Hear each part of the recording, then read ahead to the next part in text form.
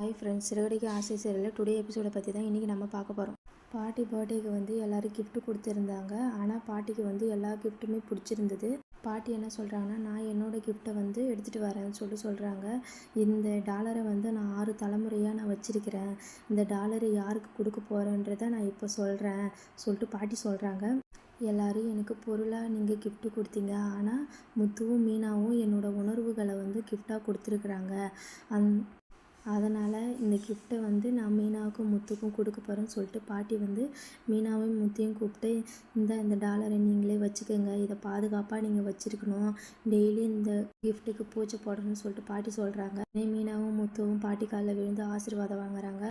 பிறந்தநாள் முடிஞ்சதும் பாட்டி ஊருக்கு போகும்போது முத்துக்கிட்ட கேட்குறாங்க, என்னடா முத்து, உனக்கும் மீனாவுக்கும் சண்டைன்னு சொல்லிட்டு கேட்குறாங்க. இல்லை பாட்டி, அதெல்லாம் இல்லை பாட்டி சொல்லிட்டு முத்து சொல்கிறாரு.